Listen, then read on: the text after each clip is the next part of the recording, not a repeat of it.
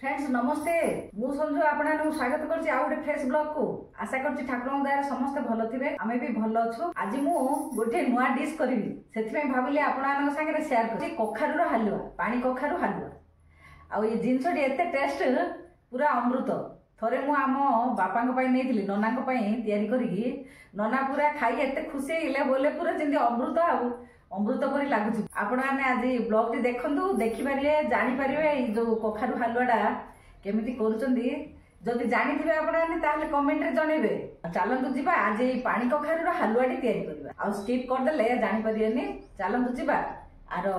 Recipe आज तैयारी करबा। तो फ्रेंड्स मु कखारु को कटाकटी करि सारे तापरे आपण मानको देखेबी। कखारु को ये सब काटिदबा काटी देकी भला भी ताको धुईदबा पूरा सफा करके धुईदबा ताको धुई देकी तार मंजी सब बाहर करदबा धुआ धुई कर देकी हेले तो चोपा चांचिबे ना चोपा लागि थियो भी आमे ताको धरी कुरी परिबा किंतु मझिरे जो मंजी पाखर जो अंतिटा तार बाहर करदबा मंजी पाखर जो नरम अंशटा ताको सब बाहर करदबा काईना से कुरी होबनी आ मोर कुरी हेलानी मु ग्राइंडिंग करके से सब अंति जाको पकई देथिली। ए भलिया सब कुरीदबा मीडियम साइज रे नले बड़ साइज रे भी कुरीदेले हम। देखो मो मझी अंशटा काटी पकई दूची तापरे ताको कुरुची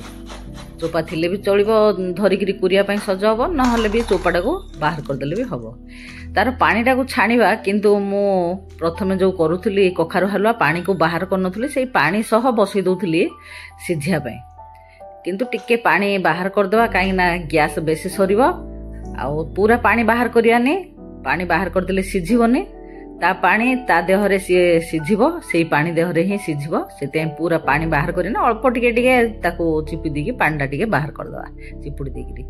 तापरे कढ़ई उठे बसई देकी गैस देहरे घिओ टिके दे दबा दे देकी आको पके दबा कखारु जो कुरोडा को पके देकी ताको भल भाबे टिके लगातार घांटीबा ताको जमा लागिया पई दबानी ता देहरे दे दबा टिके लुण आ चीनी पकईदेले तार पानीटा बाहर पड़ो आउ टे सी भल भाव टे सिझब चीनीटा टिके मिठाटा टिके आदेहरे टिके अधिका हेले ही भल लगे आ ये जिनसटी रही पारियो बेसी दिन पर्यंत पाखापाखि मासे भी रखिले भी रहिबो किछि असुविधा नै पूरा पानी तार मरिकी साइज कर देथिले मासे खंडे भी रही पारियो।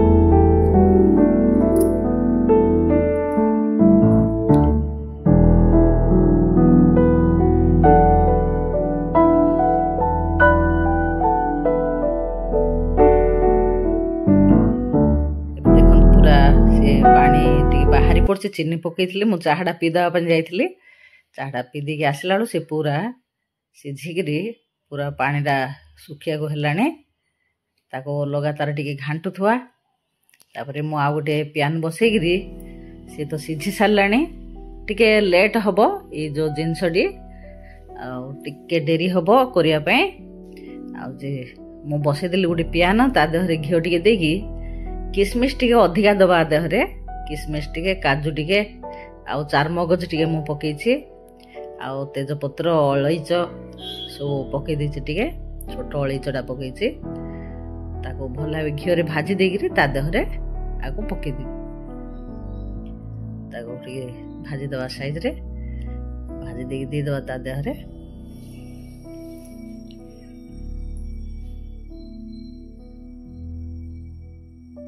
मिसई दवा ता देहरे मिसई देगी भला फेर आउ थे ताको घाटी दवा आको पूरा सिझिया पई बेसी समय टिके निये ये सिझिया पई कखारु हलवाटी तार जो पानी अंशटा रखिकी ताको सिझिया को पड़े नले न सिझिले भल लागियोनी ए जिनसटी बेसी समय रहिबो बेसी दिन पर्यंत ता देहर अलैच टिके गुंड दे दवा गुंड कर अलैच देदा मोर थिला अलैच गुंडा मु पकईदेली घिओ टिके देदबा केते सहज उपाय रे बढ़िया गोटे सुंदर डिश तैयारी हो देखंतु आको रोटी परोटा सांगरे भी खाई हबो तापरे हे गेलानी एबे पाखापाखि सरलानी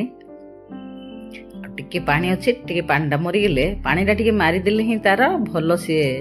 रहिबो बेसी दिन आदेहरे देखंतु कोठी भी पानी यूज हेने सेथि अधिका दिन टिके रुहे ଏବେ ହେଇଗଲାଣି। ତାକୁ ଏଇଭଳିଆ ଲଗାତାର ଘାଣ୍ଟିବାକୁ ପଡ଼ିବ। ଏବେ ଆପଣମାନଙ୍କୁ ଟିକେ ବାହାର କରିକି ଦେଖେଇଦେବି। ଆପଣମାନେ ଦେଖନ୍ତୁ ଆଉ କେମିତି ଲାଗିଲା ଭିଡ଼ିଓଟି ନିଶ୍ଚୟ କମେଣ୍ଟ କରିବେ। ଆଉ କଖାରୁ ହାଲୁଆଟି କରି ଖାଇବେ ଥରେ, ବଢ଼ିଆ ଜିନିଷଟିଏ। ଦେଖନ୍ତୁ କେମିତି ଲାଗୁଛି, ଆଉ ପାଟିକି ଏତେ ଟେଷ୍ଟ କୁହନ୍ତୁନି। ଆମେ ଖାଇଛୁ, ସେଥିପାଇଁ ଆକୁ ବାର ବାର ବି କରୁଛୁ। ଆଜି ପାଇଁ ରହୁଛି, ନମସ୍ତେ, ଜୟ ଜଗନ୍ନାଥ।